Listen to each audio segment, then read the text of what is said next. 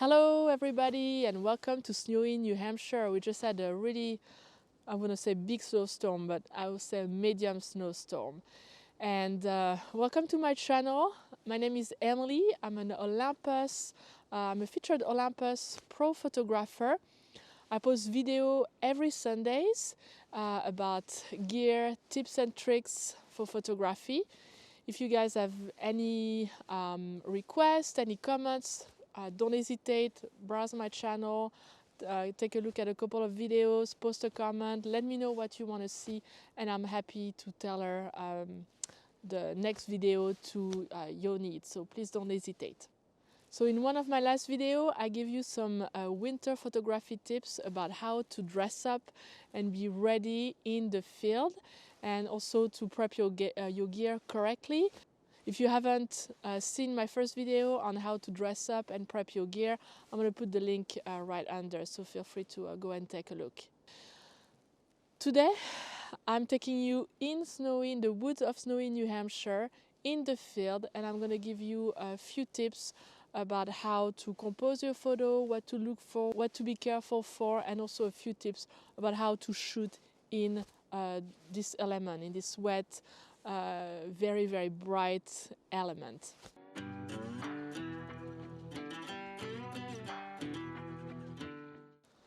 So first, it's important to be ready, and by ready I mean not just the gear and the clothes.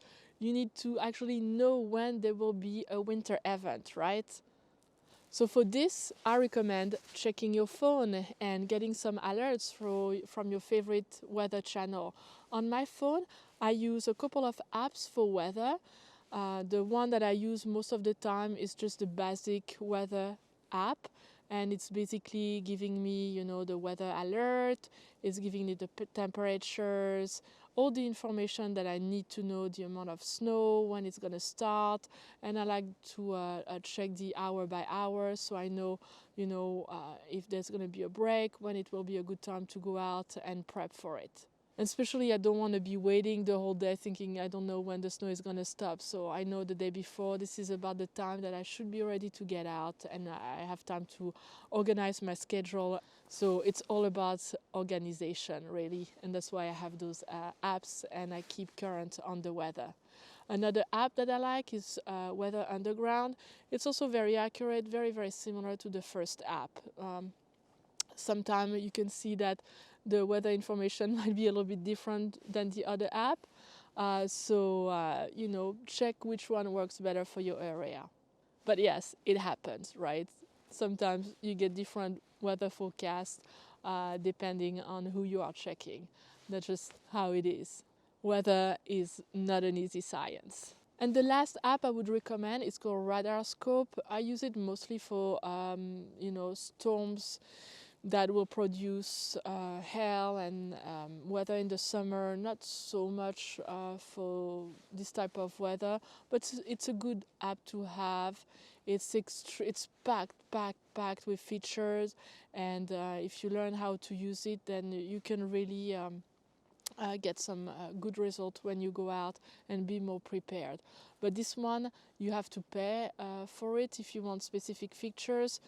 So it's a little bit more advanced, but you know, something that you can maybe look up to as your photography and your interest in the weather advances. Pro tip, if you are not sure, you want to take a trip and it's 2 or 3 hours from your house and you don't know if there's going to be snow, well, with all the technology we have right now, all you have to do is find a camera that's a live camera close to where you are, and check on the camera and see if there is snow in the area. A lot of towns have traffic lights with cameras, or they have cameras looking at mountain views or whatnot. So try to find those cameras and see what the weather is, and if there is enough snow, then you know that yes, you can go. You don't have to make that trip and then be disappointed. So one of the advantages of, you know, checking the apps, making sure that you know when the snowstorm will end, is that you can be the first one on the trail, and then you really have a blank canvas. You don't have to worry about people in your shot, or, you know, the path that they make and soiled snow. So it just makes your photo a little nicer to be the first one out. So one of the challenges with winter photography is it's basically a blank canvas sometimes. And when I say blank canvas, I mean, look at that. It's just white with a few pop of gray. What do you photograph? So you really have to pay attention to details, to pay attention to patterns, and concentrate on those when you're shooting in such a landscape. And you want to make sure that you're concentrating on your background and foreground. What's in my foreground? That's my main subject. And pay attention to your background. Is your background helping or not helping with your photography? So have all those ideas in mind. So a couple of pro tips. Number one, right now the sky is, gray, it's cloudy. I'm not gonna have any problem with the contrast. But if the sky is blue, if you're getting out and you have an amazing blue sky and all that white, you will want to have a polarizer on your camera. Why using a polarizer? Because it will give you more vivid color. So that sky all of a sudden is gonna pop and it's gonna give you a really blue sky. So that will really help you in the winter. So I highly recommend having a polarizer with you. So here is another pro tip. You want to remember that you are in a wet element. And what I'm doing right now, this is not good. At any minute I can have the wind come up and have snow flying into my lens. So what you want to do is making sure that you put your lens hood on, and that will give you extra protection when you shoot. So a little less snow to have to clean. And my last pro tip for you guys, we were talking about being in a wet element, protecting your lens.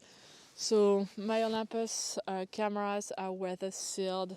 I don't have a problem putting them in the snow, getting them wet, that's fine. But at the same time, I can't have, my lens completely wet. It's not gonna work for my photo. So what I recommend is making sure that you have a lens cloth accessible. This one is to clean my lens, and I have one to clean my lens only. And then I don't like to have my camera too wet, like I don't like it to be too slippery. I know it can take it, but it's not like, I don't know, I don't like it. So I also have my own cloth, and this cloth, see, different color and different pocket. This one is dedicated to clean my camera when I need to, when it's completely wet. Then that's what I will do. I will use this one and a different pocket, and I put it in a little plastic bag because this one is gonna get a little bit more wet. So again, it's a question of organization, and it makes my life a little easier when I go out and shoot.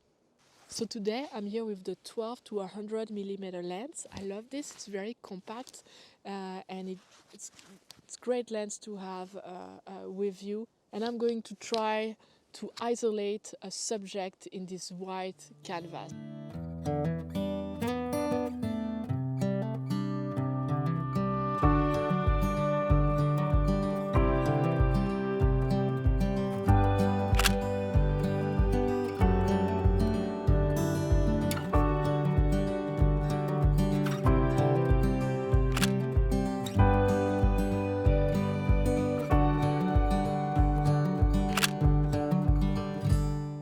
So when I'm out in the woods, what I like to do is, go one way and then turn around and see if I miss something. And very often the same path, if you walk it one way or the other, you will see different things.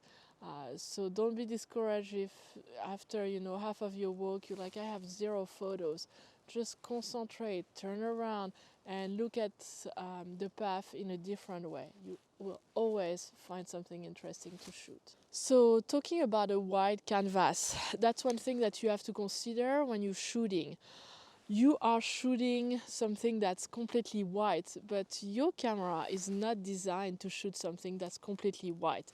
It's actually set up to shoot in gray, what we call 18% gray. And if you do not trust me, just take your camera, and just take a photo of the snow and see how it's going to come up if you don't do any changes on your computer. It will be gray, and there is nothing worse than gray snow. That does not make for a good photo. So you want to be conscious of this problem. So how can you fix this problem? Well, exposure compensation, like right here with my EM1 Mark III. So what I will do is I will set the exposure compensation +1, +2, and that should take care of it.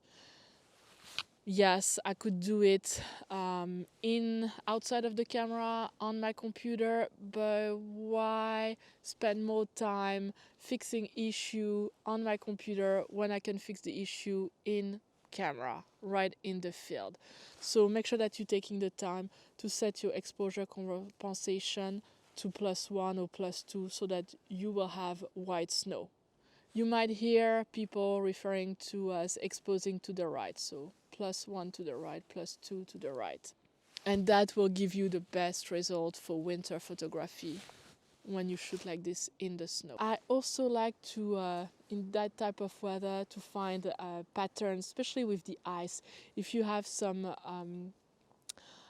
pockets of like some puddles, or if you have a lake, look for ice. They have some amazing patterns that you can capture and have a lot of fun with a macro lens or with a lens like the 12 to 100 millimeter. So I recommend that you you take a moment, you kind of look around you, and the subject might not jump at you straight away, but you need to kind of look for those patterns, look at different angles, and try to find a subject you can isolate and then shoot properly.